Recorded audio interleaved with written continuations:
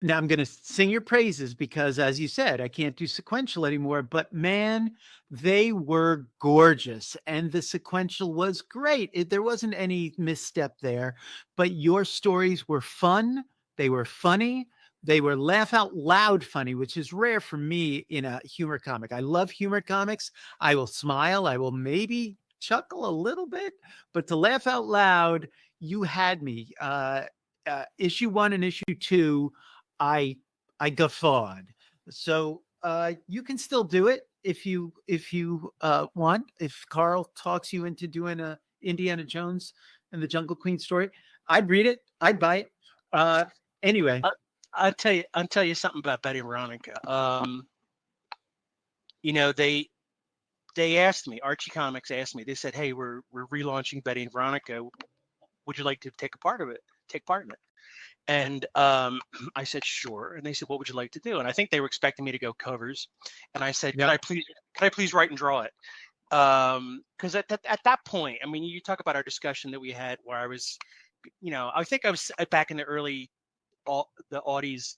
Yeah. I was just, I couldn't do a monthly book, but I can do interiors, and I do a lot of interiors. People just don't Hmm. notice, you know. Yeah. And I feel like I promote them till I'm blue in the face, and people go, "Hey, why don't you do more interiors?" I'm going, "Why do I bother? You're not looking at them." Yeah. Nobody's But paying attention. in 2016, when I did Betty and Veronica, I was starting to feel like, am I a comic book artist?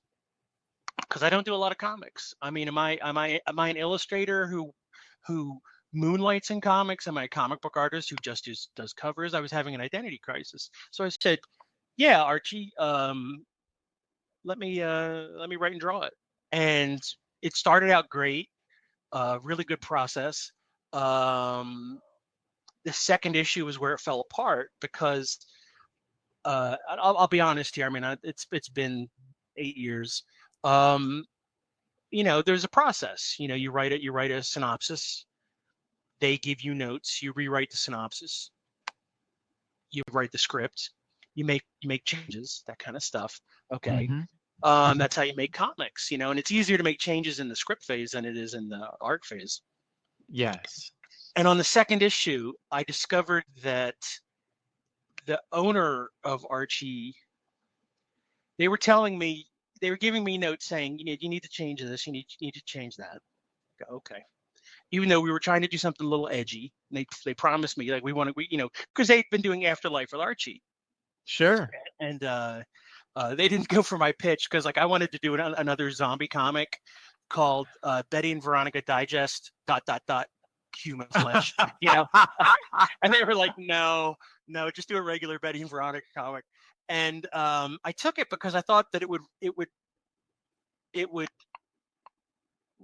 wrinkle the correct brains. I was a little hurt when Heidi McDonald, when the announcement was made. Heidi McDonald, who was a friend, I thought she was like, "Oh, that's Adam Hughes doing Betty and Veronica. That's pandering to the male gaze." And I was like, "You haven't even read it yet." And Yep. I don't think I did. I don't think I turned it into like some sort of sexual tableau. Um, but the second issue script was approved with minor changes. I drew it, and the owner of Archie Comics, who found this out from somebody else, that's when the Riverdale TV show was going on, and he was having too much fun playing producer, so Oh. he wasn't in the office in New Jersey approving stuff. So issue two of Betty and Veronica was ready to go to press that afternoon, and he came in and he saw it and he made vast changes. They went through that issue with a chainsaw. Wow. And they did crazy things like digitally removing characters. They would remove the setup of a joke but leave the punchline, vice versa. And then I had to go do the third issue. With, like, I had to make all these changes because, like, a lot of the stuff that I was trying to set up for the finale. Like, you'll notice in the second issue, it ends with Veronica having this sort of Nuremberg rally with all the hipsters, all the coffee Mhm. hipsters, Mhm. and they're all holding up their phones like they're doing the Hitler salute and stuff like that. I'd come up with a really great swastika made out of coffee steam that they changed. Um, And I was just like, this is the kind of stuff that's really funny. Um, Creative, fun stuff. Yeah, yeah. and on the third issue, they were like, well, you can't have as many pages as we promised. So I had to completely. That's why the coffee hipsters don't show up anymore. Because I had to go. Well, I need to wrap this story up, and I can't have the gags I wanted to do with Veronica's minions. But I want to tell you about. Look, part of my sense of humor is playing with people's preconceptions, Mhm. playing with their knee jerk reaction to like people will say, Adam, what's your cover artist, what's your favorite comic book cover, and I'll go, oh, it's Hansi the girl who loved the swastika. It's it's it's this comic book cover.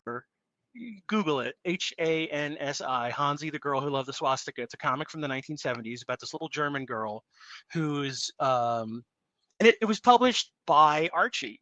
Archie had a line of Christian comics in the Right. I do 70s. remember that. Uh-huh. And this is a story about a little German girl during the Third Reich. She looked like total Swiss Miss, and she's terrified of the Americans coming because they were gum chewing gangsters. And when they showed up, they didn't show up with gum. They showed up with the Bible. And this cover has more swastikas on it than every Jack Kirby World War II comic ever compiled.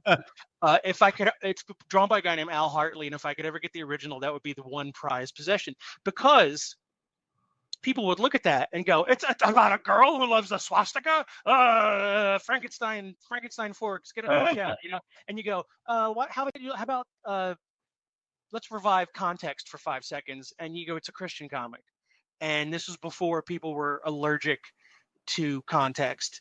And Mhm. it's about a young girl living in a bad time and a bad place, and she finds Jesus, and but it upsets people when I say it's my favorite cover, because they don't Sure. bother learning the context. So that's my sense of humor.